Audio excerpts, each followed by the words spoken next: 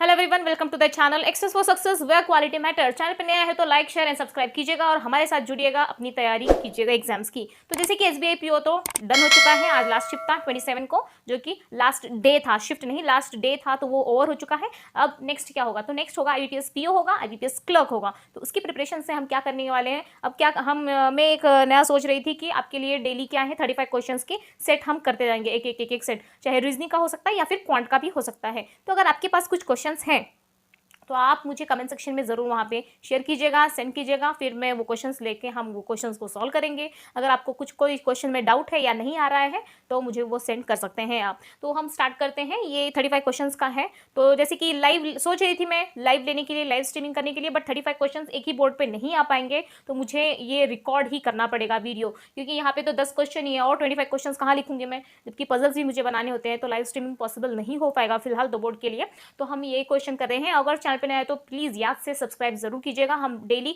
मैं कोशिश करूंगी, I am not confirm about this, लेकिन अगर जब क्वेश्चंस मिल जाएंगे तो मैं डेफिनेटली सेट तो ले ही आऊंगी। 2 या 3 दिन का तो डेफिनेटली हम 35 क्वेश्चंस करेंगे ही। अगर उसके बाद अगर नहीं पॉसिबल हुआ तो पजल्स लेंगे, अगर मिल गया क्वेश्चन तो फिर 35 क्वेश्चन के सेट ही कर लेंगे। तो स्टार्ट करते हैं हम लोग वीडियो। तो जैसे कि ये हमारे इनइक्वालिटी का क्वेश्चन है, तो पहले आपको एग्जाम में जाने के बाद पहले ये उठाना है आपको सॉल्व करने के। अगर इनइक्वालिटी रहा पेपर में तो इनइक्वालिटी कीजिएगा, सिलॉक्स रहा तो सिलॉक्स कीजिएगा। ये इजी होते हैं, जल्दी बन जाते हैं, आपके मार्क्स अच्छे स्कोर हो जाएंगे इससे। तो बंच में क्वेश्चंस होते हैं, तो बंच में क्वेश्चन सॉल्व करके आप अच्छे मार्क्स गेन कर सकते हो। तो हम स्टार्ट करते हैं। जैसे इनइक्वालिटी, अभी इनइक्वालिटी को हमको ओरली सॉल्व करना है, तो ओरली कैसे सॉल्व करेंगे, देखिए यहाँ पे जो भी क्वेश्चन दिया है, यहाँ पे बी को बड़ा बताना है ओ से, ठीक है। बी बड़ा है एल से, यानी कि बी बड़ा है सी से भी, क्योंकि एल इज इक्वल टू सी है। अब अगर आपके कॉन्सेप्ट क्लियर है तो ये आपको और भी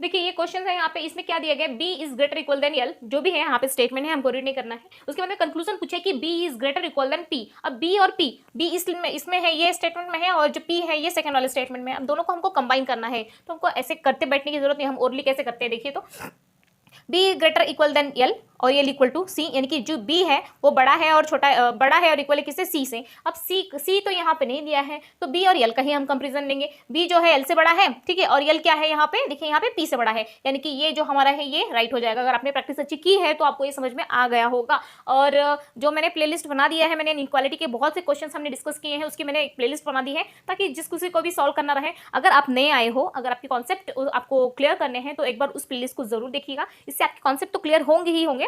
अगर आपको प्रैक्टिस के लिए क्वेश्चंस भी चाहिए तो उससे क्या हो जाएगा, आपको प्रैक्टिस के लिए क्वेश्चंस भी मिल जाएंगे। तो दोनों केसेस में हर किसी का फायदा है वहां पे। तो प्लीज एक बार उस प्लेलिस्ट को भी आप जरूर देखिएगा, आपके लिए बहुत हेल्पफुल रहेगा। मैंने बहुत ही एकदम इजी मेथड से वहां पे आपको समझाया है। अब एन की बात आ रही है, तो N is greater equal than Y, तो एन तो हमारा यहाँ पर है, एन वाई यहाँ पर है। अब वाई ये वाले स्टेटमेंट में कॉमन फैक्टर हमको ढूंढना रहता है, ठीक है। जब वाई है यहाँ पे कॉमन फैक्टर क्या है, एल एन पी। अब ये यहाँ पे पी तो है नहीं, कॉमन फैक्टर क्या आ जाएगा, यल आ जाएगा, यल आ जाएगा। ऐसा कौन सा एक कॉमन फैक्टर है जिससे हम इन दोनों स्टेटमेंट को ज्वाइन कर सकते हैं। एक ये फर्स्ट क्वेश्चन है, तो जिसको नहीं समझ में आ रहा है, एक क्वेश्चन मैं यहाँ पे ज्वाइन करके बताऊंगी, उसके बाद हम डायरेक्ट ओरली करेंगे, ठीक है। अब इसको ज्वाइन कैसे करते हैं, जैसे एक कॉमन फैक्टर होता है दोनों में, कोई भी एक common factor in the sense कि कोई भी एक वेरिएबल या अल्फाबेट जो भी कॉमन होगा उसको लेके हम ज्वाइन करेंगे वहां पे। देखिए अब ये जो है b is greater equal than L है, यहाँ पे L equal to C, C is greater equal than N है। अब ये स्टेटमेंट मैंने एज इट इज यहाँ पे लिख लिया। उसके बाद हम ये वाला स्टेटमेंट इसके अंदर कंबाइन करेंगे, मर्ज करेंगे दोनों को, ताकि हम दोनों का रिलेशन डिफाइन कर सके। तो L is greater equal than P है, तो यल हमारा यहाँ पर है, तो L is greater equal than P ऐसे लिख सकती हूँ मैं। फिर L is greater than Y बोला गया, तो L is greater than Y, तो ये हमने यहाँ पे ये क्या कर दिया, इसको मर्ज कर दिया। तो मर्ज करने के बाद ये हमारा ऐसा स्टेटमेंट हो जाएगा। तो इसके अंदर हम अभी इजिली हम यहाँ पर इसका आंसर निकाल सकते हैं। अगर आपकी प्रैक्टिस अच्छी है तो आप ऐसे ओरली निकाल लोगे, अदरवाइज बहुत बच्चे ऐसे भी करके निकालते हैं, वो भी अच्छा रहता है, मतलब इजी होता है वो, उसमें श्योरिटी ज्यादा होती है। अगर आप कंफर्म है तो ये भी आपके लिए बेस्ट है। तो इसमें क्या हो जाएगा, N is greater equal than Y है। देखिए एन यहाँ पर है, इसमें कैसे हम जज करेंगे, एन यहाँ पर है, वाई कहाँ पर है, यहाँ पे है। अब यहाँ से देखते हैं कि यहाँ से यहाँ तक हम जब हमारा रास्ता है तो वहाँ पे साइंस कौन से यूज हुए, एक तो दोनों एक ही डायरेक्शन में है, ठीक है, तो यानी कि हम इसके अंदर रिलेशन डिफाइन कर सकते हैं। अगर देखा मैंने कि ये दोनों एक साइन एक तरफ है, एक साइन एक तरफ है, तो उसमें कांट डिटरमाइन आएगा, क्योंकि दोनों अलग अलग दिशा में है, तो वहां पे उनके बीच में रिलेशन ही नहीं होगा। तो एक ही डायरेक्शन में है, इसका मतलब रिलेशन एस्टैब्लिश कर सकते हैं हम लोग। तो कौन सा रिलेशन होगा, एन यहाँ पर है, वाई यहाँ पर है, तो एन यहाँ पर भी ग्रेटर है, सॉरी ग्रेटर इक्वल है, और यहाँ पर क्या है ग्रेटर, यानी कि n is equal to greater, ये इसका आंसर होना चाहिए, और यहाँ पर n इज ग्रेटर और इक्वल दिया है, इसका मतलब कि ये क्या है हमारा गलत है। ये मैंने फर्स्ट था इसलिए यहाँ पे ऐसे मर्ज करके आपको दिखा दिया है, ऐसे भी कर सकते हो क्वेश्चन। अब यहाँ पे क्या दिया है, d is greater equal than a, हमको स्टेटमेंट से कुछ लेना देने, हमको खाली डायरेक्ट कंक्लूजन पे देखना है। कंक्लूजन में देखेंगे पहले कि क्या दिया है, कंक्लूजन में दिया कि d का a के साथ में रिलेशन दिया है,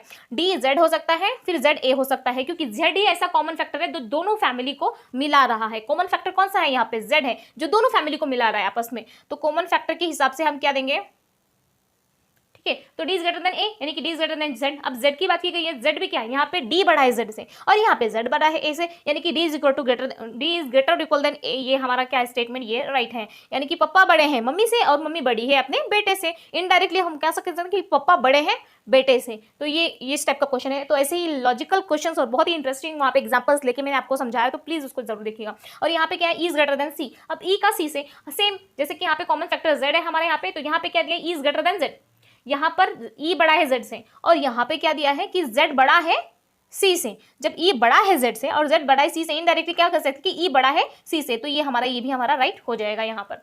तो अब a और z की बात की गई है, a और z में क्या हो जाएगा, देखिए यहाँ पे a यहाँ पर दिया है, अब यहाँ पे 3 वाला स्टेटमेंट दिया है। ओ माय गॉड, अब ओ माय गॉड यानी कि मतलब जो जिनका कॉन्सेप्ट उतना अच्छा नहीं उनके लिए तो थोड़ा सा लगता ही है कि हाँ चलो, तो पीओ में तो ऐसे ही बहुत से आ जाते हैं, 1 2 3 4 ऐसे 4 स्टेटमेंट करके लाइन बाय लाइन वैसे क्वेश्चन पूछे जाते हैं पीओ के एग्जाम में।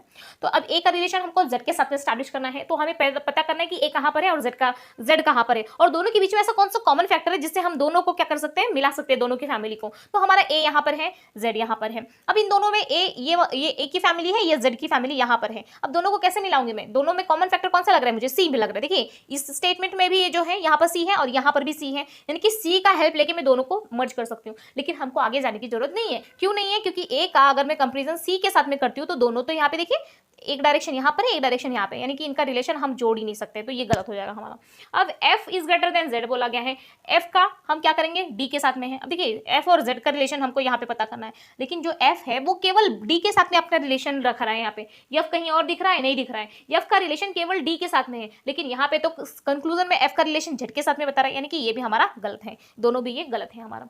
अब देखिए यहाँ पे z का a के साथ में, अब z कहाँ पर है, यहाँ पर है, a कहाँ पर है, यहाँ पर है। अब z की फैमिली ये है, a की फैमिली ये है, दोनों में ऐसा कौन सा कॉमन फैक्टर है जिससे हम दोनों की फैमिली को एक कर सकते हैं। तो दोनों की फैमिली तो यहाँ पर यस है और यहाँ पर भी यस है, तो दोनों की फैमिली में यस एक कॉमन फैक्टर है। जब यस का मैं a के साथ में रिलेशन डिफाइन करती हूँ यहाँ पे, तो इसमें a बड़ा है, देखिए इसका साइन कहाँ, a की तरफ मुंह ओपन है और यहाँ पे ग्रेटर है और इक्वल है, यानी कि a is greater equal than S, A क्या है, बड़ा है एस से। और अगर एस का मैं बोल रही हूँ तो यस बड़ा है किससे, जेड से बड़ा है, इसका मतलब इनडायरेक्टली ए इज ग्रेटर और इक्वल देन जेड, ऐसा हमारा स्टेटमेंट बनना चाहिए। ठीक है, दोनों साइन आने चाहिए। तो अब इसमें देखा जाए, ये वाले में देखा जाए तो ये इसका मतलब क्या होता है, इसका मतलब होता है कि ए इज इक्वल टू जेड, और एक मतलब होता है कि a is greater then z। अब ये दोनों साइन देखिए यहाँ पर दिए गए हैं, यहाँ पे z का a के साथ में इक्वल का रिलेशन है जो कि ये वाला है, और यहाँ पर एक ग्रेटर देन z है, तो ये रिलेशन भी यहाँ पर है। ठीक है, तो ये क्या हमारा दोनों भी ट्रू है। अब ये थर्ड वाला फिफ्थ वाला क्वेश्चन देखते हैं। देखिए आपका कितना राइट हो रहा है क्या नहीं, बताइए मुझे कमेंट में।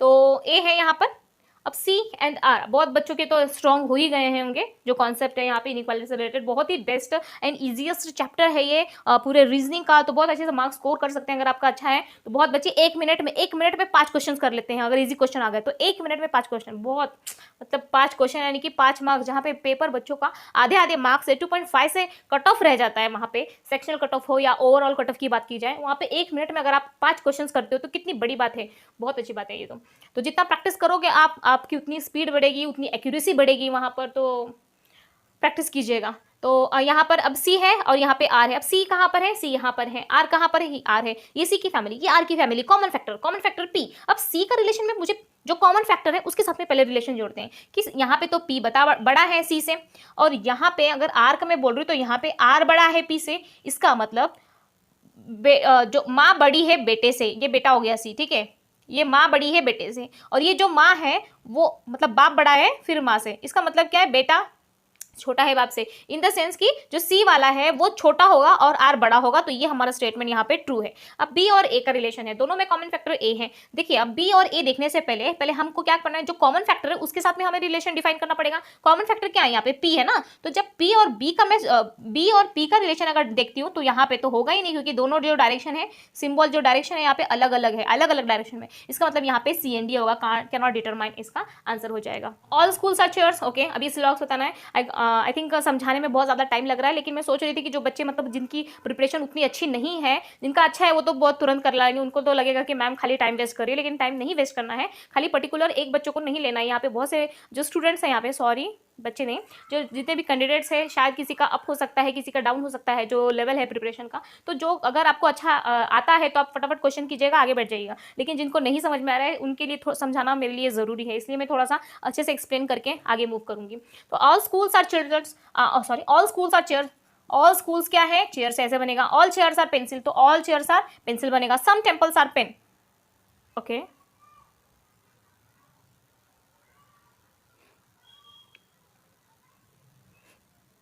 पेन होगा यहाँ पे। ऑल चेयर्स आर पेन, तो ऑल चेयर्स आर पेन बन गए। उसके बाद सम टेम्पल आर पेन, यानी कि जो सम टेम्पल है वो क्या है, यहाँ पे पेन है। ऑल स्कूल आर टेम्पल, जो ऑल स्कूल है वो क्या टेम्पल है, जब ये स्टेटमेंट है इसके हिसाब से हमारा डायग्राम ऐसे बनेगा, ऑल स्कूल आर टेम्पल। तो क्या ऐसे यहाँ पे सिंबल दिख रहा है आपको, नहीं दिख रहा है, इसका मतलब ये गलत है हमारा। फिर इसके बाद में all pen being school is a possibility, obviously, तो ऑल पेन जब यहाँ पे बोला गया है कि ऑल स्कूल आर पेन बोला गया ना, यहाँ पर क्या बोला गया है कि all pen being school is a possibility. Possibility हमेशा राइट होगी, अगर वहाँ पे कोई भी निगेटिव स्टेटमेंट वहाँ पे क्लेरिफाई अगर नहीं किया गया है, यहाँ पे तो कोई निगेटिव स्टेटमेंट नहीं था, तो पॉसिबिलिटी हमेशा क्या हो जाएगी, ट्रू हो जाएगी। लेकिन अगर मैं बोला यहाँ पे ऑल स्कूल्स आर पेन, ऐसे बोला गया ना, यहाँ पे अगर ऐसे बोला जाता, ये जो स्टेटमेंट है, सी अगर यहाँ पे और एक स्टेटमेंट होता है ऐसे, जैसे ऑल स्कूल्स आर चेयर्स, अगर ऐसे होता all schools are chair is a possibility, यानी कि जो स्टेटमेंट है उसको फिर से लिखता और जो स्टेटमेंट है उसको यहाँ पे फिर से लिखा जाता और उसके आगे पॉसिबिलिटी ऐड कर देता, तो यहाँ पर वो स्टेटमेंट क्या गलत हो जाता है, यानी कि स्टेटमेंट को फिर से हमने एज इट इज लिखा, उसके आगे पॉसिबिलिटी ऐड कर दिया। जैसे यहाँ पे all schools are chair is a possibility, तो ये गलत हो जाएगा यहाँ पे, क्योंकि यहाँ पे जब डेफिनेट दिया है कि ऑल स्कूल्स आर चेयर है, तो उसमें पॉसिबिलिटी ऐड कर देंगे तो वो गलत हो जाएगा ना ऐसे। आई होप आपको समझ में आएगा। 7 सम शूज आर रूम्स, तो इसका कैसे बनेगा, some shoes are room, some का relation. All rooms are hills, तो ऑल रूम्स आर हिल्स। फिर यहाँ पे conclusion, all room being shoes is a possibility, all room being shoes is a possibility है, क्योंकि यहाँ पे कोई भी निगेटिव स्टेटमेंट नहीं दिया, इसका मतलब पॉसिबिलिटी क्या है हमारा, राइट हो जाएगा।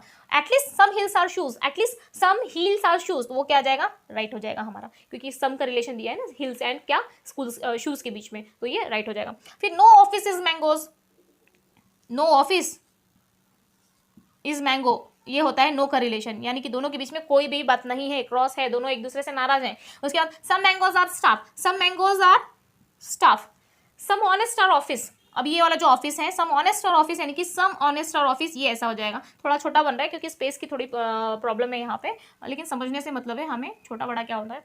सम honest are staff is a possibility, अब बोला गया सम ऑनेस्ट आर स्टाफ, क्या कुछ ऑनेस्ट जो है स्टाफ होने का पॉसिबिलिटी है, हो सकता है ना, क्योंकि यहाँ पर इसका और इसका रिलेशन नहीं दिया गया है। सी ऐसे हो सकता है ना, देखिए आप थोड़ा सा लॉजिकल देखिए, यहाँ पर केवल बोल रहे हैं कि जो ओ और एम जो लवर्स जो ओ एंड एम है वो दोनों एक दूसरे से कपल होंगे शायद, तो एक दूसरे से बात नहीं कर रहे हैं, लेकिन ऐसा थोड़ी ना बोला है कि उनकी फैमिली मेंबर एक दूसरे से बात नहीं कर रही है। एच इन द सेंस हम ले सकते हैं कि कोई उनकी फैमिली है, कोई फैमिली का मेंबर है, या फिर उनके कोई फ्रेंड्स हैं, तो एच और एस के बीच में तो कुछ डिफाइन नहीं है, यहाँ पे एच और एम के बीच में भी कोई डिफाइन नहीं है, केवल यहाँ पर खाली ओ एम का रिलेशन निगेटिव है ना, तो उसके अलावा अगर किसी का भी पॉसिबिलिटी होगा तो वो हमारा राइट हो जाएगा। जिसके साथ में बोला गया कि इनके साथ में रिलेशन नहीं, केवल उन्हीं के साथ में अगर पूछा जाए, जैसे ओ एम के बारे में निगेटिव स्टेटमेंट यहाँ पे मेंशन किया है कि ऑफिस मैंगो नहीं है, इसका मतलब खाली उन दोनों का झगड़ा है, इसका मतलब वो दूसरे से बात कर सकते हैं। आप रियल लाइफ से भी थोड़ा इसको ऐड करके आप थोड़ा लॉजिकली यहाँ पे सॉल्व कर सकते हैं। तो सम ऑनेस्ट और स्टाफ इज अ पॉसिबिलिटी, या ऑनेस्ट का स्टाफ के साथ में पॉसिबिलिटी हो सकता है, क्योंकि उन दोनों के बीच में कोई निगेटिव स्टेटमेंट नहीं दिया गया है।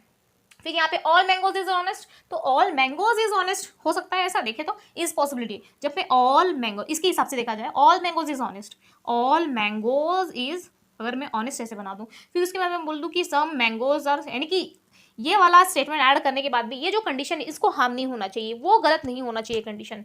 ओके, स्टेटमेंट जो दिया तो यहाँ पे ऑल मैंगोज इज ऑनेस्ट, तो ऑल मैंगोज इज ऑनेस्ट मैंने ऐसे बना लिया। उसके बाद में एम का एस के साथ में आधे का रिलेशन है कि कुछ सम का रिलेशन है, तो मैंने यहाँ पे सम लिख दिया। उसके बाद में ऐसे बोलूंगी कि मैं कि no O is M. Okay, अब एच का हमको उसके साथ में बनाना है, ठीक है, तो ऐसे भी बन सकता है ना, देखिए ऐसे भी बन सकता है ना। अब देखिए जब मैं ऐसे बना दूं क्या इसके साथ में होगा, मतलब ये जो हमारा स्टेटमेंट है क्या उसको हम हो रहा है, हम देखते हैं एक बार। All mangoes is honest is possibility, तो मैंने यहाँ पे लिख लिया है all mangoes is honest, all mangoes is honest, तो यहाँ पे मैंने लिख लिया है। पॉसिबिलिटी चेक करते हैं अभी। नो ऑफिस इज मैंगो, यानी कि ऑफिस का मैंगो के साथ में रिलेशन नहीं, तो मैंने कट कर दिया। सम मैंगोज आर स्टाफ, क्या सम मैंगोज आर स्टाफ है? यस है। Some honest are office, some honest are office है? यस है। यानी कि ये कंक्लूजन जो है हम जब ड्रॉ करते हैं तब भी ये जो स्टेटमेंट है इसको कोई हार्म नहीं हो रहा है और हमारा कंक्लूजन भी यहाँ पे राइट हो रहा है, इसका मतलब ये हमारा राइट है। ये मैं डायरेक्टली कर सकती हूँ, लेकिन वही जैसे मैंने बताया कि कुछ बच्चों के सिलॉक्स में मोस्ट ऑफ कंसेप्ट कहीं क्लियर नहीं हो पाते क्योंकि बहुत ही कंफ्यूजिंग वाला चैप्टर है ये, इसलिए मैं थोड़ा सा क्लियर कर देती हूँ। Some dolls are bills, okay space नहीं है। सम डॉल्स आर क्या बोला गया है कि बिल्स है। सम बेल्स आर बैग्स, कुछ जो बिल है ये क्या है? बैग है। अब देखिए दोनों बी बी से है तो मैं ऐसे बैग लिख दूंगी ताकि मुझे पता चल सके। फिर ऑल ऑक्स आर बिल, अब ऑक कहाँ दिया है? वो तो नहीं दिया, ऑक्स नहीं, ऑल ऑक्स आर बिल दिया ना, बेल दिया ना यहाँ पे, तो ऑक्स को मैं क्या करूंगी यहाँ पे लिख लूंगी कि पूरा ऑक्स जो है हमारा बेल है यहाँ पे। आई होप आपको अच्छे से थोड़ा सा दिखाई दे रहा होगा, लेट मी चेक। थोड़ा सा बड़ा बना दूंगी तो और ज़्यादा क्लियर हो जाएगा, समझने में भी आपको आसानी हो जाएगी। एक काम करती हूँ मैं इसको मिटा देती हूँ, यहीं पे इसको ऐड कर देती हूँ, ये भी मिटा देती हूँ। एक्सप्लेनेशन तो देख लिया है आपने, हो भी गया question. Some dolls are bills, see some dolls are bills, some bells are bags, ये है बैग हमारा। ऑल ऑक्स आर बिल, अब जब बिल यहाँ पर है, ऑल ऑक्स यानी कि पूरा जो ऑक्स है वो क्या है? हमारा बिल है, तो बिल यहाँ पर है, ऑक्स मैंने ऐसे लिख लिया। ओके, स्टेटमेंट बन गया। Conclusion, some ox are dolls, कुछ ऑक्स क्या है? डॉल्स हैं। यहाँ पर इनके बारे में यहाँ पे कुछ रिलेशन यहाँ पे बताया नहीं है यहाँ पे, ठीक है। यहाँ पे क्या बोला कि सम ऑक्स आर डॉल, यहाँ पे कंफर्म पूछा जा रहा है कि सम ऑक्स आर डॉल्स। अब इनका इसका कुछ हमें पता नहीं है तो हम इसको गलत कर देंगे। यहाँ पे क्या करेंगे? इसको गलत कर देंगे क्योंकि ऑक्स यहाँ पर है नहीं है उसका उसके साथ में। हाँ, अगर पॉसिबिलिटी ऐड किया होता तो यहाँ पे डेफिनेटली बन जाता कि some ox are dolls, some ox क्या है? डॉल्स है, लेकिन वो यहाँ पे भी बन सकता है, अब यहाँ पे भी बन सकता है, जो ओ वाला पार्ट है बेल में है ना, लेकिन वो कहाँ पर है? अगर यहाँ पे बन गया ऑक्स तो कुछ ऑक्स का पार्ट क्या है? डॉल में आ जाएगा, तो राइट हो जाएगा। लेकिन अगर हमने यहाँ पे ले लिया उसका पार्ट तो क्या वो बन पाएगा? नहीं बन पाएगा। इसका मतलब हमें कंफर्म नहीं पता है कि वो कहाँ पर है, लेकिन अगर पॉसिबिलिटी ऐड किया होता तो उस कंडीशन में ये डेफिनेटली क्या हो जाता? ट्रू हो जाता हमारा, ठीक है। लेकिन हमें पता नहीं है कि ऑक्स का पार्ट कहाँ पे लेना है, इसलिए यहाँ पे रॉन्ग हो जाएगा। फिर all bag is ox is a possibility, all bag is ox is a possibility, possibility है, यहाँ पे उतना चेक करने की जरूरत भी नहीं है। सी सबसे थोड़ा कोल्ड हो गया मुझे, तो यहाँ पे क्या दिया है, जैसे कि यहाँ पे पॉजिटिव स्टेटमेंट दिया है सारा, यहाँ पे सारा स्टेटमेंट पॉजिटिव दिया है, और यहाँ पे जो कंक्लूजन पूछ रहा है अगर उसके अंदर कुछ पॉसिबिलिटी वाला पूछा तो वहाँ पे आप 99% चांसेस है कि वो क्या हो जाएगा? राइट हो जाएगा। केवल 1% चांसेस नहीं है। क्यों नहीं है? जैसे मैंने यहाँ पे आपको बताया कि अगर स्टेटमेंट को उठाकर डायरेक्ट कंक्लूजन में लिख दिया है और उसके आगे केवल पॉसिबिलिटी ऐड कर दिया है तो उस कंडीशन में वो रॉन्ग हो जाएगा। इस कंडीशन को छोड़ के बाकी जितने भी आएंगे वो पॉसिबिलिटी अगर पूछा जाएगा तो वो राइट हो जाएगा। स्टेटमेंट देखना है आपको, पूरा स्टेटमेंट पॉजिटिव है, कंक्लूजन पूछा जा रहा है, पॉसिबिलिटी है, तो बिना आग बंद किए दोनों भी ट्रू आ जाएंगे आपके। ओके, सब फ्लैट्स आर अपार्टमेंट, अब यहाँ पे इशू है जगह का। देखिए ऐसा प्रॉब्लम हो रहा है इसलिए मैं पूरा क्वेश्चन नहीं कर सकती, नहीं तो मैं सोच रही थी कि जो 35 क्वेश्चन हैं पूरे क्या होंगे लाइव स्ट्रीम कर दिया जाए, बच्चों को हेल्प मिलेगी कि वो कम्पीट भी कर सकते हैं ना स्टूडेंट के अदर बच्चों के साथ में कि वो किस लेवल पे है, कितनी प्रिपरेशन उनकी चल रही है। Some flats are apartment, some flats are apartment, some apartment are tyre, some apartment are tyre. Okay, no tyre is room, अब नो टायर इज रूम बोला यानी कि कोई भी टायर रूम नहीं है। उसके बाद में अब कंक्लूजन क्या है? At least some tyre are flats, यानी कि कुछ टायर फ्लैट हैं, at least some tyres are flat, लेकिन यहाँ पे तो फ्लैट का और टायर का कोई रिलेशन नहीं दिया गया तो हमें कंफर्म नहीं पता है। अगर पॉसिबिलिटी होता जैसे मैंने बताया तो उसके अंदर वो राइट हो जाता, लेकिन यहाँ पे डायरेक्ट पूछा है, यहाँ पे तो फ्लैट है, यहाँ पे टायर है, अलग अलग है, बाउंड्री टच नहीं हो रही तो गलत है। All room being apartment is a possibility, क्या पूरा रूम अपार्टमेंट हो सकता है? ऐसा पॉसिबिलिटी है? या डेफिनेटली बनेगा। क्यों बनेगा? क्योंकि जैसे मैंने बताया खाली टी का आर के साथ में झगड़ा हुआ है, टी केवल टी और आर दोनों एक दूसरे से बात नहीं करेंगे, लेकिन जो दूसरे अदर जो है अदर जो दो लोग हैं उनके साथ में तो आर बात कर सकता है ना, ठीक है। तो जिसके साथ में झगड़ा किया है केवल उसी के साथ में अगर पूछा जाए तो नो है, बिग नो। अगर दूसरा किसी के पूछा जाए तो पॉसिबिलिटी में, इवन यहाँ पे पॉसिबिलिटी पूछा जाए, अगर डायरेक्ट पूछा जाता तो भी हम उसको रॉन्ग कर देते, क्योंकि यहाँ पे तो डायरेक्ट रिलेशन शो नहीं हो रहा है, तो उस कंडीशन में रॉन्ग है। लेकिन यहाँ पे पॉसिबिलिटी ऐड किया है, इसलिए यहाँ पर क्या हो जाएगा, ये राइट हो जाएगा। आई होप आपको अच्छे से समझ में आ गया होगा। इतना मैं रब करके आगे के नेक्स्ट क्वेश्चंस लिखूंगी, 35 क्वेश्चंस का हम पूरा ये सेट पूरा कर लेंगे। तो अभी तक चैनल को सब्सक्राइब नहीं किया तो सब्सक्राइब जरूर कीजिएगा। मैं अभी वीडियो ऑफ कर देती हूँ, यहाँ पे फिर से जो रिमेनिंग क्वेश्चन है उसको लिखूंगी, फिर से शूट होगा, देन फिर से जो 35 क्वेश्चन तक ऐसे ही करते रहेंगे, उसके बाद में एक बार मैं पूरा वीडियो अपलोड कर दूंगी। तो प्लीज उसको क्या करिएगा, आप प्रैक्टिस कीजिएगा, ठीक है। मैं वीडियो पॉज कर देती हूँ। चलिए, हमने 11 से 15 तक का जो क्वेश्चन है यहाँ पे मैंने नोट कर लिया है बेटा। ओके, 11 से 50 ऑलरेडी 10 डन कर लिया है। अभी ये हमारा पजल्स है, हम इसको सॉल्व करना है। 8 friend J K element O P wait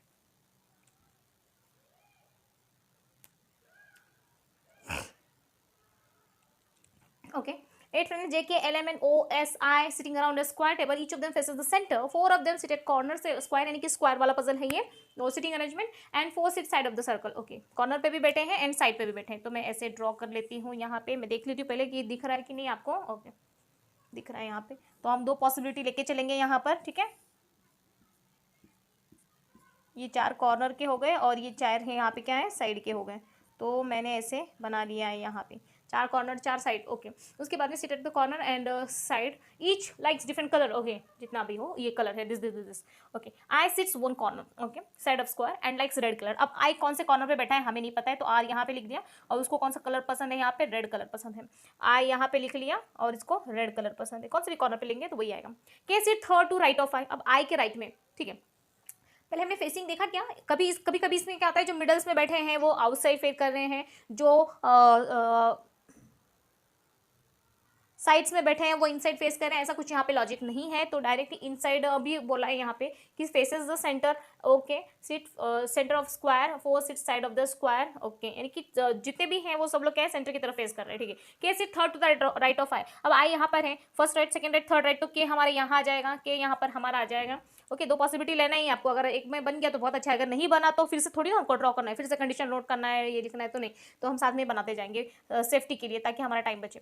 okay, right of I, M sit third to right of K, अब के की बात, तो M sit third to right of K, यानी कि first right, second right, third right, तो हमारा यम यहाँ पे आ जाएगा, यम हमारा यहाँ पे आ जाएगा। उसके बाद क्या बोला गया, and likes purple colour, and की बात की गई है कि वो थर्ड राइट में है और क्या करता है, उसको पर्पल कलर पसंद है यहाँ पे, तो यहाँ पे मैं क्या लिख लूंगी, ऐसे पर्पल लिख लूंगी। Okay, O sits immediate left of M, अब ओ क्या है, immediate left of M, M यहाँ पे है, राइट यहाँ पे आ जाएगा और यहाँ पे ओ हो जाएगा, तो हमने यहाँ पे लिख लिया O sits immediate left of M.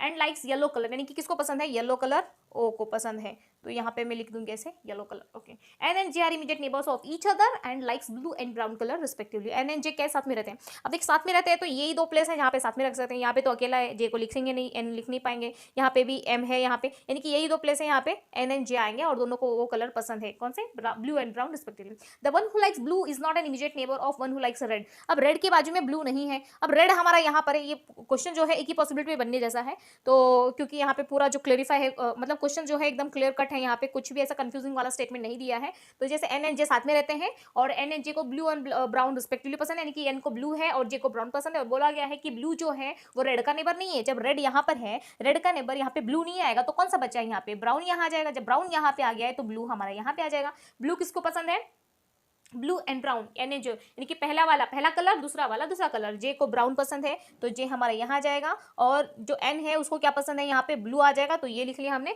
यहाँ की तीनों फिल हो गए, यहाँ के दोनों फिल हो गए, बच्चे 2% और इसका कलर बचा है। फिर S is not an immediate neighbour of I, जब आई का नेबर यस नहीं है, सी यस आई यहाँ पर है, यस अगर यहाँ पे नहीं आएगा तो यस कहाँ जाएगा, यहाँ पे आ जाएगा S. I who is neither, S is not an immediate neighbour of I, फिर आई हु किसको इंडिकेट कर रहा है, एस को इंडिकेट, आई को इंडिकेट कर रहा है, तो who is neither N immediate neighbour of one who likes pink और ग्रीन, पिंक और ग्रीन यहाँ पे नहीं आएंगे। सी अगर जो आई की बात की गई है, यानी कि आई के बाजू में पिंक एंड ग्रीन यहाँ पे नहीं आएंगे, तो पिंक एंड ग्रीन यहीं पे आएंगे, ठीक है, दो कलर है बच्चे हैं तो यहीं पे आएंगे पिंक एंड ग्रीन। के does not like green colour, जब के को पिंक एंड ग्रीन यहीं पे आने वाले हैं, जब के को ग्रीन कलर नहीं पसंद है तो के को कौन सा कलर होगा, पिंक कलर पसंद आ जाएगा। इसका मतलब ग्रीन कलर किसको पसंद है, एस को पसंद है। बचा एक वाला बंदा कौन सा बचा है, जे के एल, जे के यल वाला बचा है तो यल वाला बंदा यहाँ पे आ जाएगा, और उसका जो एक पर्टिकुलर कलर है पर्पल, पर्पल वो हमारा यहाँ पे आ जाएगा। तो ये पजल हमारा पूरा हो गया है। बहुत ही सिंपल और एक इसमें ही बनने वाला क्वेश्चन था ये, लेकिन फिर भी जब हम पूरा पढ़ने के बाद हमको पता चलता है कि उसके डिफिकल्टी का लेवल क्या है, लेकिन हमको अगर नहीं पता है तो हम सेफ्टी के लिए एक वहाँ पे कंडीशन, ऑलवेज एक पॉसिबिलिटी वहाँ पर लेके चलेंगे। तो ये 11 से 15, यहाँ पे 11 से 15 हो गए हैं। आगे की फिर से मैं रिकॉर्ड करूंगी, फिर से आपको अपलोड कर दूंगी, तो वेट करते हैं हम।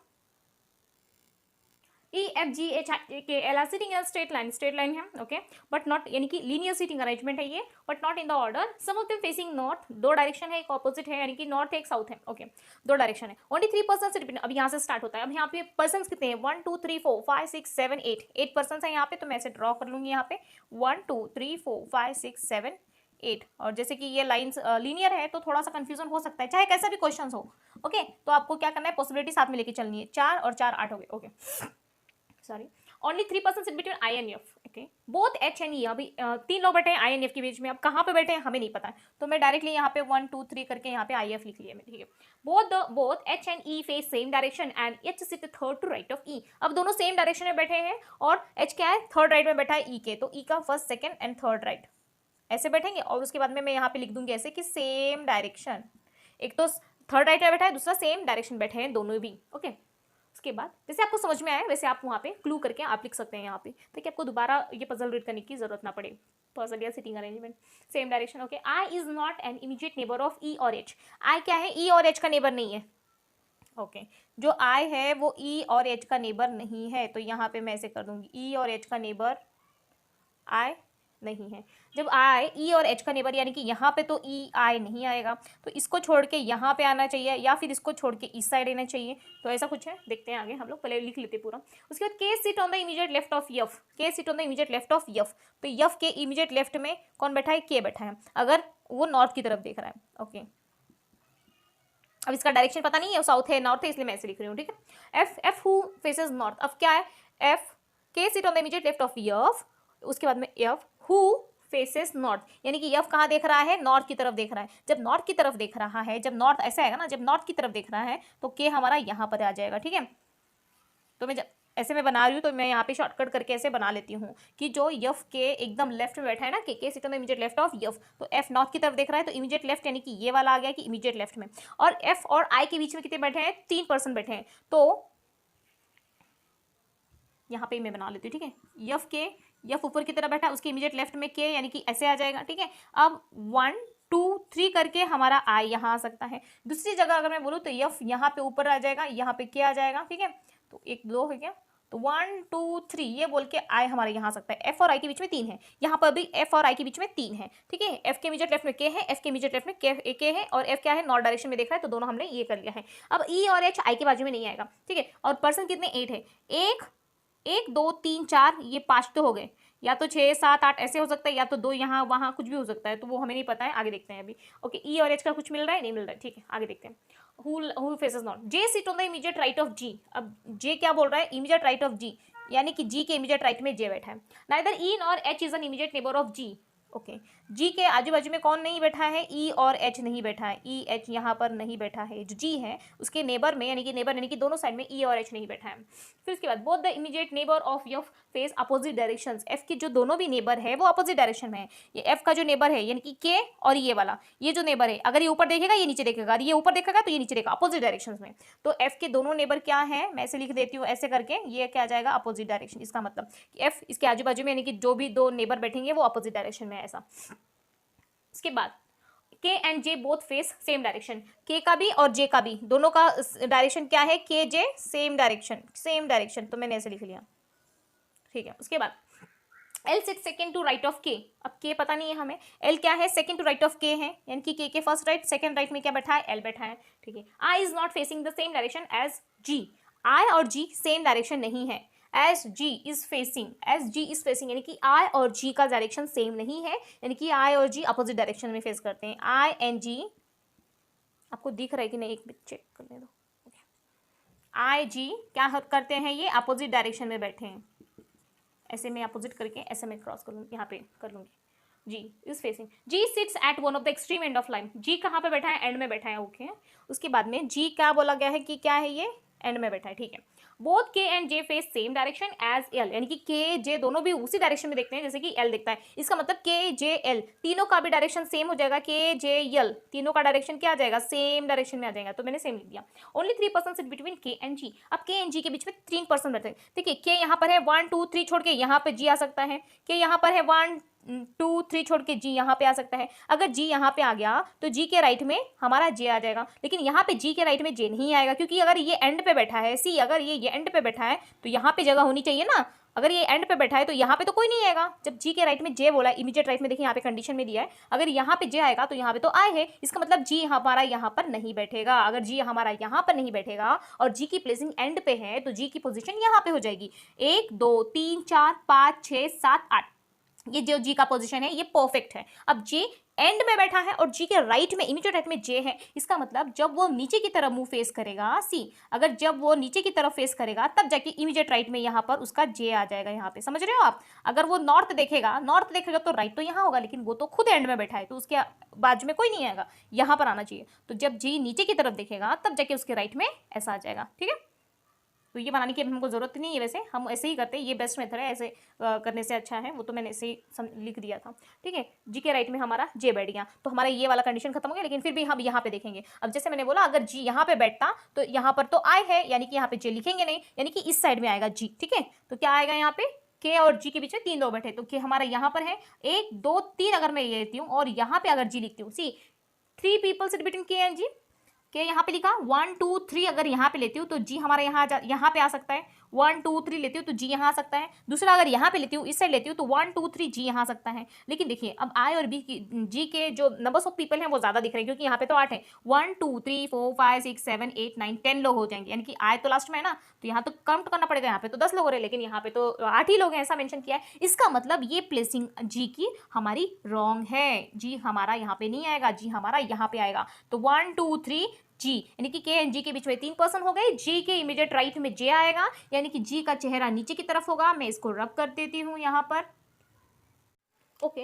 अब यहाँ पर तो जी आ नहीं सकता। अब यहाँ पे अगर हम जी लिखते हैं तो देखिए यहाँ पर जब जी यहाँ पे आएगा तो उसके जो इमीडिएट राइट है उसमें जे आना चाहिए, लेकिन यहाँ पर तो आई है। इसका मतलब ये जो हमारा पॉसिबिलिटी ये पूरा रॉन्ग हो जाएगा। हमें केवल एक और कंडीशन, ये जो है पॉसिबिलिटी, उसी के साथ में चलना है, यानी कि ये जो हमारा आंसर आएगा वो राइट हो जाएगा। मैं यहाँ पे भी जो है ये अननेसेसरी है तो मैं इसको रब कर देती हूँ, इसकी ज़रूरत नहीं है। ओके, तो ये हमारा पजल है। अब इसको हमको सेट करना है अभी आगे। तो जे के राइट में जे आ गया तो ये हो गया हमारा, इसको मिटा देते हैं हम। के इमीडिएट राइट में एल यहाँ आ सकता है, एल यहाँ पे भी आ सकता है, यहाँ पे भी आ सकता है, पता नहीं है। ई और एच के बारे में बोला है, ई और एच के बारे में सेम डायरेक्शन है। ई और एच के बारे में आई नहीं आएगा, यानी कि यहाँ पर ई एच नहीं आएगा। देखिए यहाँ पे बोला है ई एच के बारे में आई नहीं आएगा, इसके हिसाब से ई यहाँ पर ई एच की प्लेसिंग नहीं होगी। जब यहाँ पे ई एच नहीं आएगा तो ई एच के लिए केवल 2 पोजीशन बची है, ये वाली ई और एच। यहाँ पर ई एच आ गए तो बचा हुआ एक कौन सा बंदा है, वो एल वाला। तो एल वाला हमारा यहाँ पर आ जाएगा और हमारा पजल कंप्लीट हो जाएगा, ठीक है। एल की पोजीशन यहाँ पे आ गई है। अब के राइट में एल बोला गया है, इन द सेंस कि के राइट में एल है, यानी कि के का नीचे होगा मुंह उसकी, तब तो वो राइट हो जाएगा ना। अगर ऊपर होगा तो वो लेफ्ट हो जाएगा। तो के का डायरेक्शन नीचे होगा तब जाके राइट होगा, यानी कि ये भी हमारा कंडीशन यहाँ पे हो गया।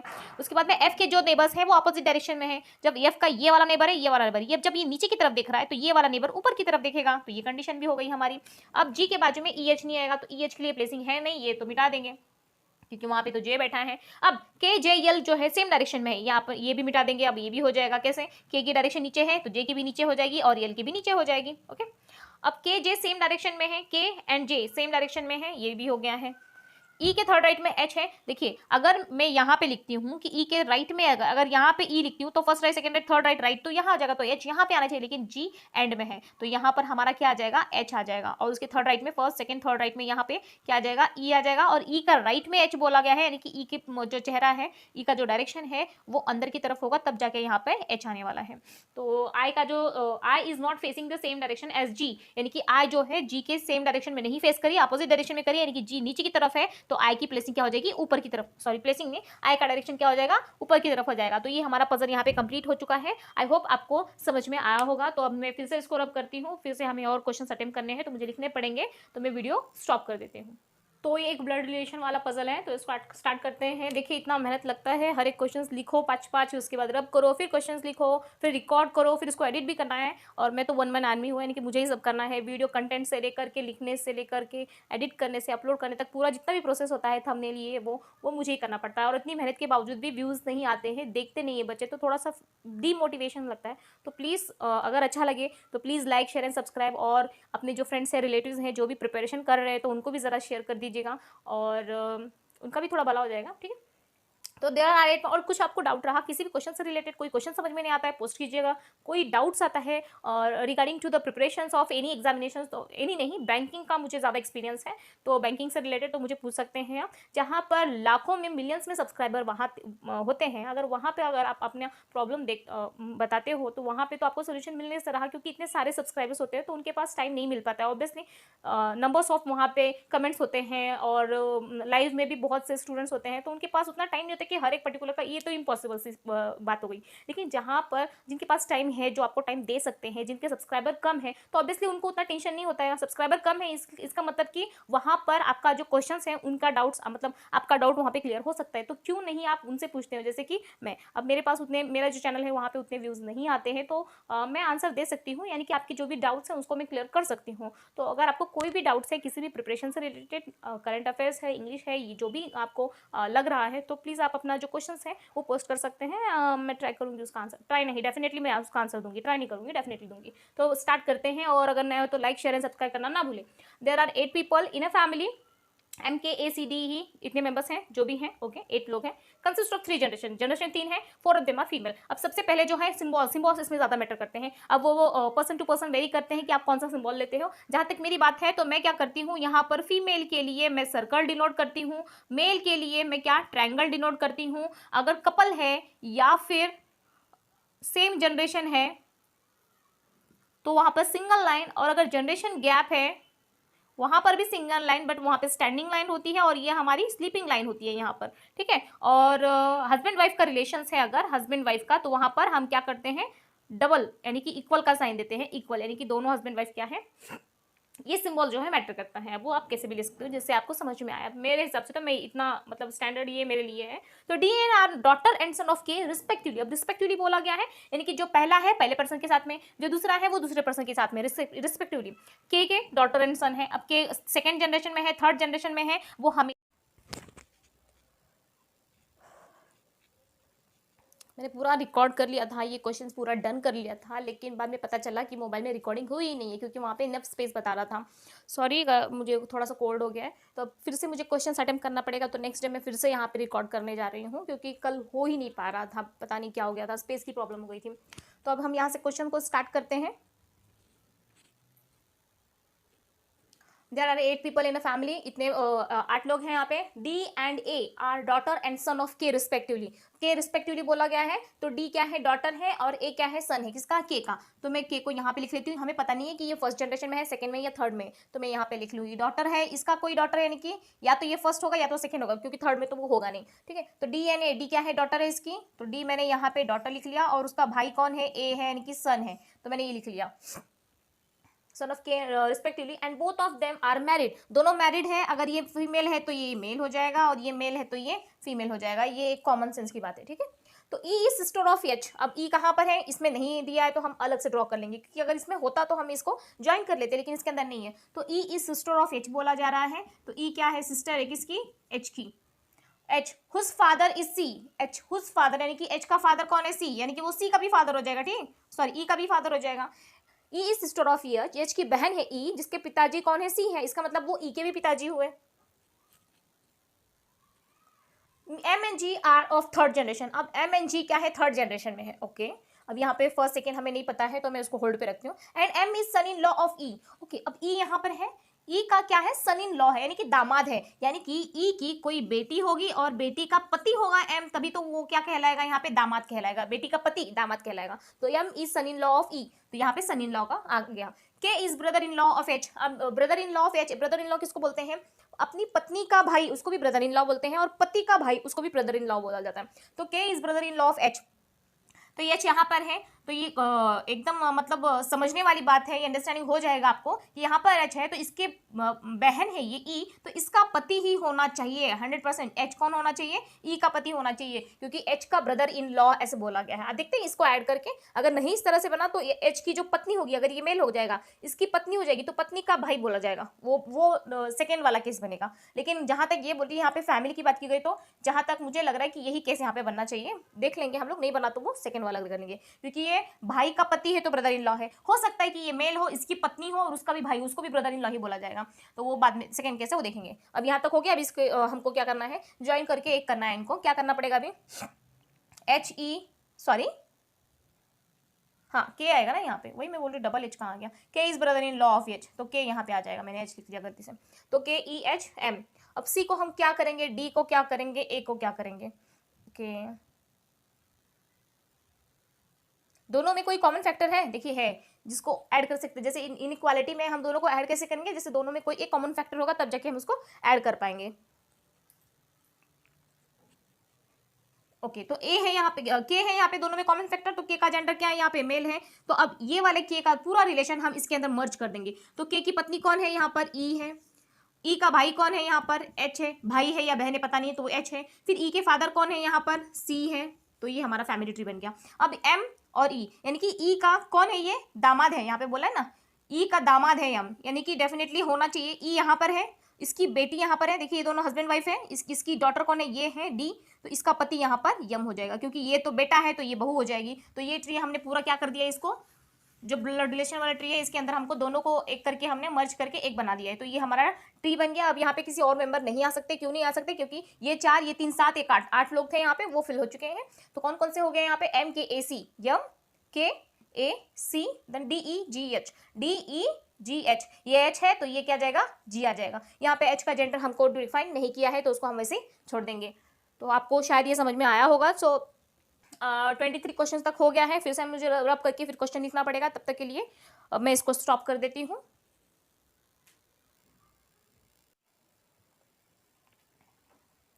चलिए 24 to 29 क्वेश्चन अब क्या है, 24 to 29 क्वेश्चन। अब ये फ्लोर बेस्ड लग रहा है, जैसे यहाँ पे लिख रहा है आपको फ्लोर करके, तो 8% ABCDFG हमको बस ग्लांस देखना है, बस वहाँ पर ज़्यादा रीड करते नहीं बैठना है। यहाँ पे lives on 8th floor building, okay 8th floor है यहाँ पे, ground floor 1, top most is 8। तब हम जाके क्या करेंगे, यहाँ पे फ्लोर बना दूंगी मैं यहाँ पे, और यहाँ पे आ जाएगा पर्सन 8 7 6 5 4 3 2 1। यहाँ पे पर्सन है, और कुछ वेरिएबल दिया है यहाँ पे, ओके जैसे उसको देख के लग रहा है यहाँ पे उनका डिस्टेंस कुछ दिया गया है कि वो कितना रन करते हैं, तो यहाँ पे लिख दूंगी मैं ऐसे। यहाँ पे फिर से पर्सन और यहाँ पे कर दूंगी रन, बस पॉसिबिलिटी के लिए होना चाहिए, मैं बस ऐसे ही ड्रॉ कर रही हूँ यहाँ पे।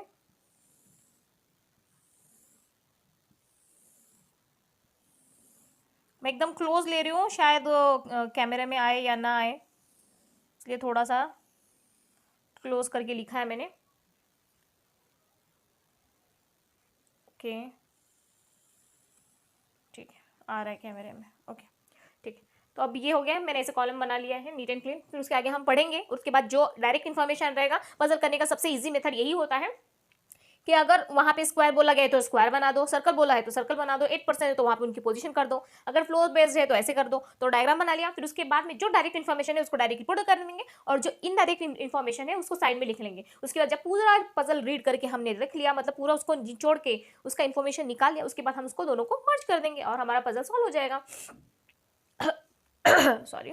तो यहाँ पर top most floor is 8, they run in a race, okay race में दौड़ते हैं, दिस इतना इतना मीटर वो दौड़ते हैं, ठीक है, बट नॉट इन से मर्ड। यहाँ तक इन्फॉर्मेशन खत्म हो। अब यहाँ से हमारा जो कंडीशन है वो हमें नोट करना है। ए रन्स 420 मीटर्स लीव्स, ए रन्स 420 मीटर्स, ओके ए क्या करता है 420 मीटर्स रन करता है, leaves on even number floor below 5th floor. अब बिलो 5th फ्लोर है, 5th फ्लोर के नीचे है, यानी कि ये एक हो जाएगा, दूसरा ये एक हो जाएगा, इवन नंबर पे ना, 5th के नीचे है बट इवन नंबर पे बोला गया है, यानी कि ए हमारा एक तो चौथे पे आएगा, तो मैं यहाँ पे एक बार लिख लेती हूँ, एक यहाँ पे आ जाएगा, दो कंडीशन बन जाएंगी यहाँ पे। ए कितना दौड़ता है 420, तो मैंने यहाँ पे लिख लिया, और उसको एक यहाँ पे लिख लिया, 420 मीटर दौड़ता है, 5th के नीचे है, तो मैंने पॉसिबिलिटी जैसे लिया था। आपको कोई भी अगर इजी से इजी भी रहेगा तो आप पॉसिबिलिटी लेके चलिएगा वहाँ पे, अगर बन गया तो अच्छा है, उसको नहीं करने की जरूरत है, नहीं तो फिर से आपको फिर से रीड करना पड़ेगा, ठीक है।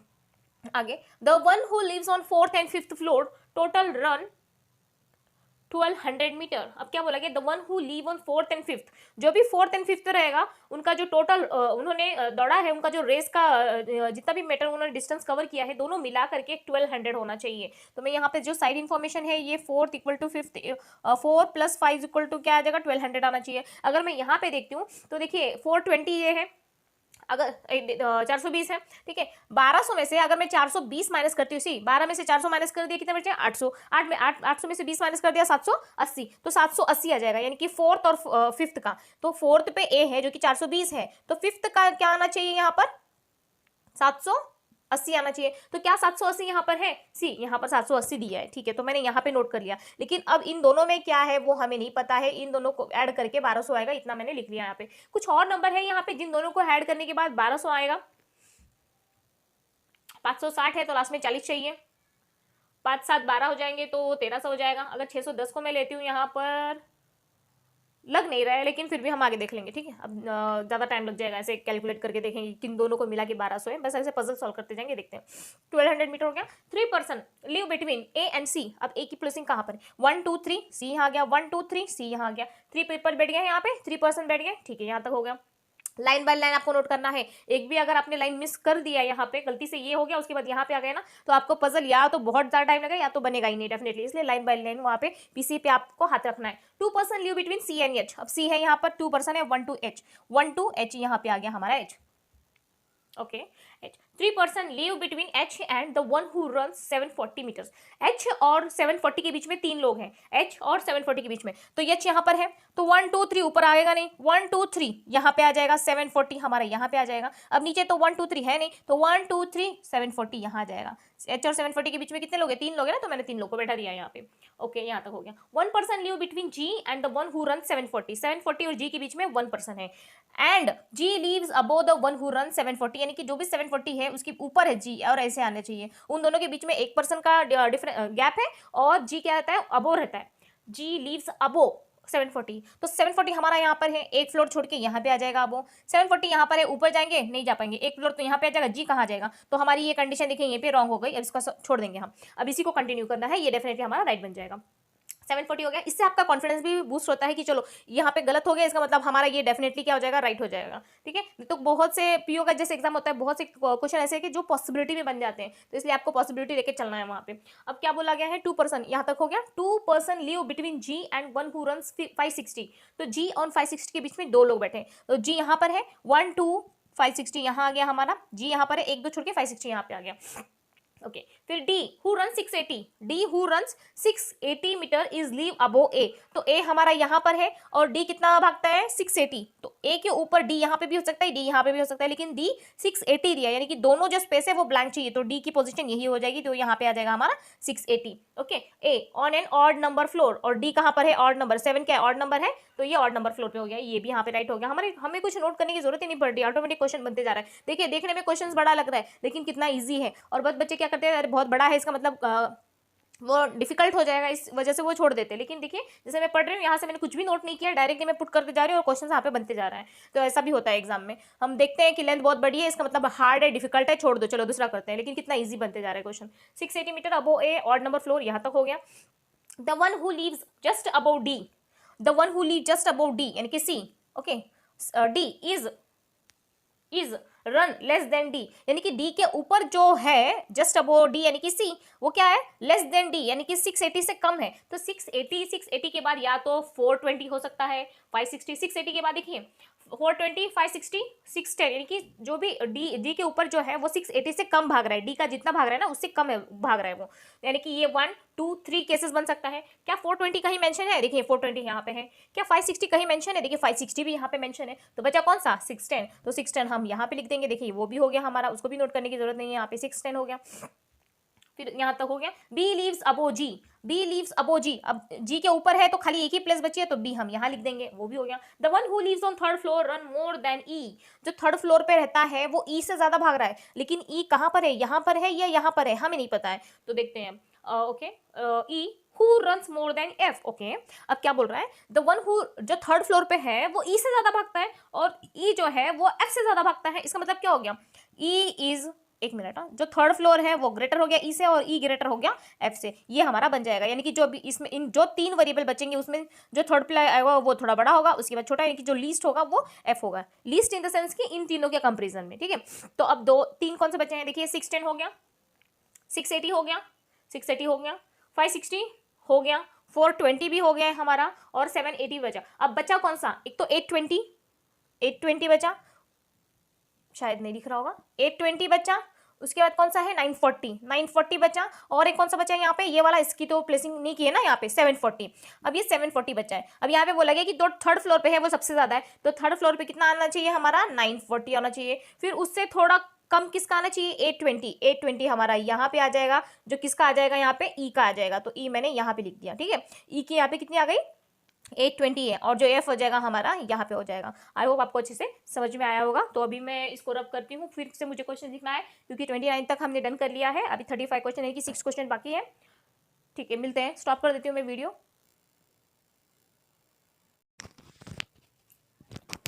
तो 7 पर्सन्स है यहाँ पे डिक्रीजिंग ऑर्डर में, वहाँ पे उनकी जो हाइट है वो डिक्रीजिंग है, इसलिए मैंने ऐसे लिख लिया। यहाँ पे हाईएस्ट लिख लिया, यहाँ पे लोएस्ट लिख लिया है, और यहाँ पे उनके वेट मेंशंस किए हैं। तो जरूरी नहीं है कि जहाँ पे ए का, अगर सपोज ए पर्सन उसकी हाइट सबसे ज्यादा है तो सबसे वेट भी उसी का ज्यादा होगा, इसीलिए यहाँ पे हाइट अलग अलग दिया रहेगा, वहाँ पे पर्सन भी अलग अलग होंगे, और यहाँ पे जो वेट अलग अलग होगा तो वहाँ पे पर्सन भी अलग अलग होंगे, इसलिए मैंने 2 कॉलम में से बना लिया है, ठीक है।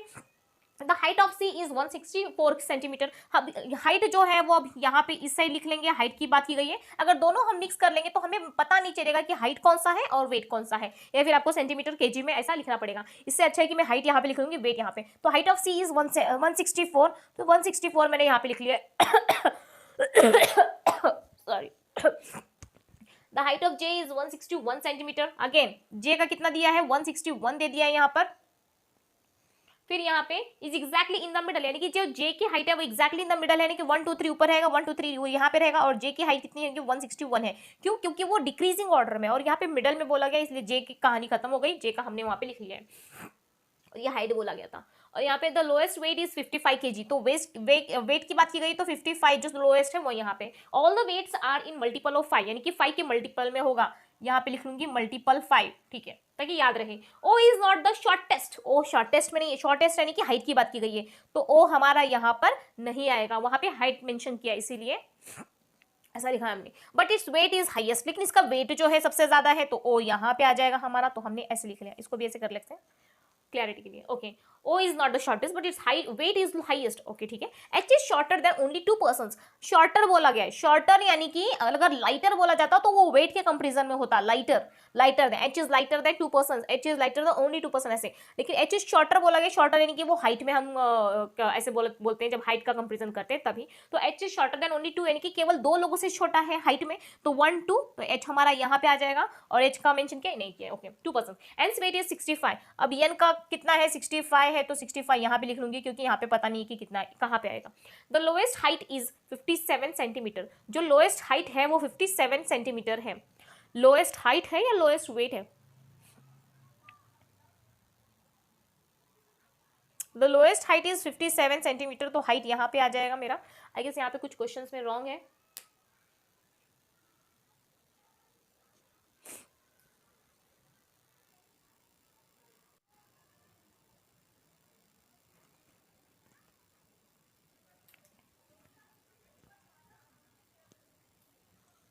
ओके। तो 157, the lowest height is 157 centimetre, okay.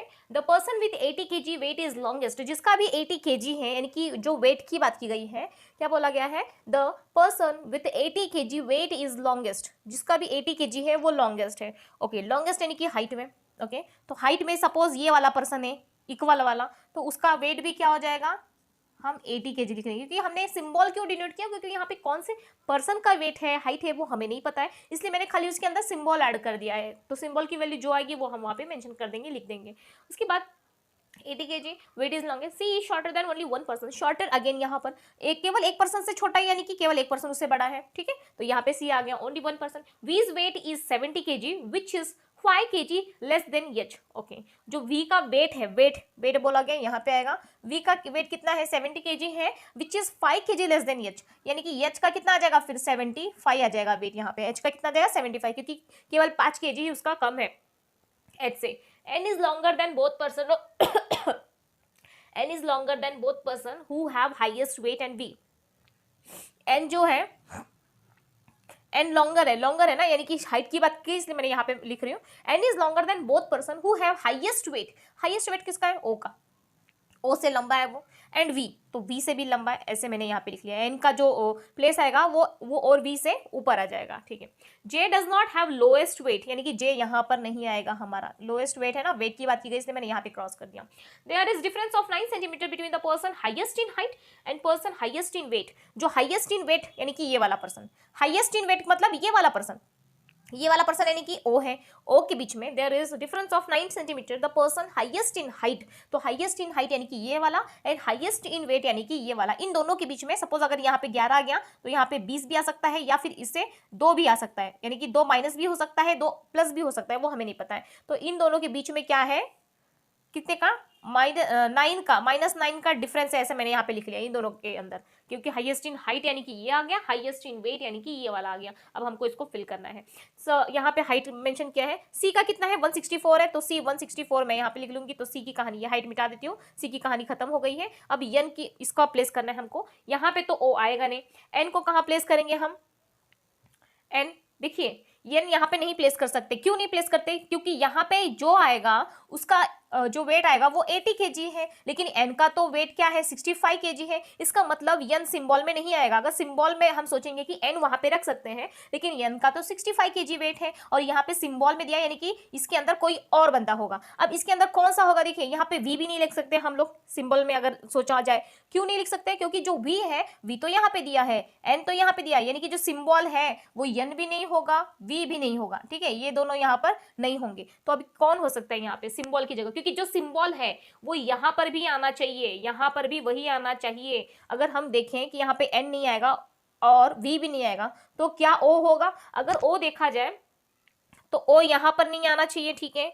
ओ अगर मैं देखूं तो यन अगर यहाँ आ गया तो ओ भी यहाँ आ सकता है, यन अगर यहाँ आ गया, सपोज ओ यहाँ आ सकता है, वी यहाँ आ सकता है, यहाँ पे तो कोई और बंदा आ सकता है। तो जरूरी नहीं कि दोनों में एक ही पर्सन आएगा करके, ठीक है। तो यन ऊपर होना चाहिए, यन तो यहाँ आने से रहा, यन यहाँ पे नहीं आएगा, तो शायद हो सकता है कि यन यहाँ पे आ जाए और ओ यहाँ पे आ जाए और वी यहाँ पे आ जाए। क्यों यहाँ पे आ जाए? क्योंकि यन ऊपर आएगा और यन के नीचे है ओ एंड वी, लेकिन यहाँ पे तो ओ आएगा नहीं, हमने कैंसिल कर दिया था। इसका मतलब वी यहाँ पे आएगा और ओ यहाँ पे आएगा, और बचा एक वाला पर्सन जिसका नाम है ACHJNOV। यहाँ पे ओ जो है नहीं आएगा और एन के ऊपर आएगा, ओ वी के ऊपर एन आएगा, तो एन तो यहाँ पे आएगा नहीं, क्योंकि एन यहाँ पे 65 kg आएगा, यहाँ पे वी आएगा, तो यहाँ पे सिंबल जो इक्वल आएगा वही यहीं पे आने वाला है। इसका मतलब यहाँ पे एन आएगा, यहाँ पे ओ वी, तो एक कौन सा बचा? ए वाला बंदा बच गया है शायद, ए। तो हमारा ए यहाँ पे आ जाएगा। ए अगर यहाँ पे आया है तो ए का वेट कितना हो जाएगा? 80 kg। तो हम ए यहाँ पे लिख देंगे, ए का वेट 80 kg आ गया, और जो लोएस्ट है यहाँ पे आ गया, ठीक है। अब ये तो हमने भर दिया है और हमको इतना ही सेंटीमीटर दिया है हाइट। अब पूछा जा सकता है, जैसे कि यहाँ पे पूछा जाएगा कि ए का पॉसिबल हाइट कितना हो सकता है? क्या 162 हो सकता है, 180 हो सकता है, 158 हो सकता है, सब कुछ भी पूछा सकता है। तो 164 से ज्यादा आएगा यहाँ पे, क्योंकि ये हाइट डिक्रीजिंग ऑर्डर में है, ठीक है। तो ओ का क्या हो सकता है? इस टाइप के पॉसिबल में क्वेश्चन पूछेंगे। अब ये वाला हमारा फिल करना बाकी है हमें। तो ए की हाइट हमें नहीं पता है, ओ का वेट भी हमें नहीं पता है, इन दोनों के बीच में 9 का डिफरेंस है। ओके, तो देखते हैं एक बार क्या है।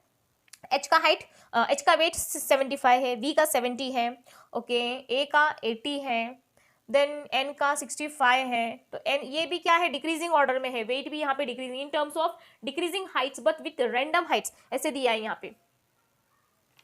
ओके, तो अब हमने ऐसे तो कर लिया। अब जब हमको यहाँ पे फिल करना है तो यहाँ पे जैसे नाम दिया, अब हमने ये इसलिए लिखा था क्योंकि हमको कंपैरिजन करना था, लेकिन जब हमको ए का मिल गया है, अगर ये यहाँ पे हाइट है तो क्यों ना, यहाँ पे तो हाइट एंड वेट की बात की है, तो क्यों ना मैं इसके आगे ऐसे क्रॉस करके यहाँ पे उसका वेट लिख दूँ 80 kg।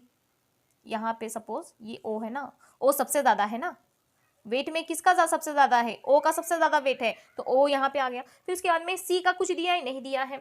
एच का दिया है, एच की जो वेट है 75 kg, तो 75 kg मैंने यहाँ पे वेट भी यहाँ पे मेंशन कर दिया, अलग अलग लिखने की बजाय मैंने यहाँ पे वेट भी यहाँ पे मेंशन कर दिया। उसके बाद में वी का कितना है? वी का 70 है, तो 70 kg यहाँ पर आ गया। और सबसे जो कम है, लोएस्ट जो है वो 55 है, जो वेट है 55 है, लेकिन वो जे नहीं है ऐसा बोला गया है। तो वी 157 70 kg हो गया। ओ का वेट कितना है, सबसे ज्यादा वेट है ओ का वेट सबसे ज्यादा है यहाँ पे दिया है, तो यहाँ पे हम वेट का देखेंगे और उसकी हाइट तो यहाँ पे बताई नहीं है हमको, केवल वेट के बारे में इन्फॉर्म किया है। उसके बाद एन का कितना है 65 है, देखिए यहाँ पे एन है, उसकी हाइट नहीं बताई है लेकिन वेट बताया कि 65 kg है, तो मैंने यहाँ पे लिख लिया। जे के बारे में कुछ नहीं बोला गया है, जे का जो वेट है वहां पे कुछ नहीं बोला गया है। एच का 75 kg है, तो वो मैंने यहाँ पे मेंशन कर लिया है। सी का कुछ बताया है, सी का नहीं बताया है, तो एन हमने लिख लिया है। ए का 80 ये भी हमने लिख लिया है, ठीक है। उसके बाद बी का 70 ये भी हमने लिख लिया है। एच का 75 ये भी हमने लिख लिया है। ओके, तो अब कौन सा बचा, एक, ये दो और ये तीन प्लेस बचे हैं। यहाँ पे बोला गया था कि जे जो है 55 नहीं होगा, क्योंकि 55 सबसे कम वाला वेट है, लेकिन वहां पे जे नहीं होगा। जब जे नहीं होगा और यहाँ पे बोला गया है, जैसे जे यहाँ पे नहीं, यहाँ पे 55 नहीं होगा, यहाँ पे भी 55 नहीं होगा। क्यों नहीं होगा, क्योंकि ओ का जो वेट है सबसे ज्यादा यहाँ पे बोला है, तो 55 तो कम है ना, उससे ज्यादा तो 80 भी है, इसीलिए 55 यहाँ पे भी नहीं होगा। और जे बोला है कि सबसे कम वाला वेट नहीं है, यहाँ पे भी नहीं होगा, तो 55 कहाँ होगा हमारा, 55 यहाँ पे आ जाएगा हमारा। उसके बाद बचे दो वाले वेट, यानी कि दो वेट बचा है हमारा। जब दो वेट कौन सा बचा है, अब ये जो यहाँ पे 80 है, यानी कि सबसे ज्यादा हाइट किसका है, यहाँ पे सबसे वेट सबसे ज्यादा जो है। अब देखिए यहाँ पे इसके अंदर पॉसिबल केसेस यहाँ पे बन सकते हैं। अब एक वाला वेट कौन सा बचा है, यहाँ पे तो पूरा हमने मेंशन कर दिया है, 80 kg वेट लॉन्गेस्ट, सी शॉर्टर देन, यहाँ पे सब कुछ हमारा क्लियर हो चुका है। अब ओ का और जे का हमें वेट फाइंड करना है। ओ का सबसे ज्यादा है यानी कि, और 5 का मल्टीप्लाई है यहाँ पे, तो 80 हो सकता है, 85 हो सकता है, या फिर 90 भी यहाँ पर हो सकता है। तो ये हमारा यहाँ पे पजल पूरा हो जाता है। अब ये पॉसिबल करके पूछा जा सकता है कि यहाँ पे जे का वेट कितना हो सकता है, ओ का वेट कितना हो सकता है।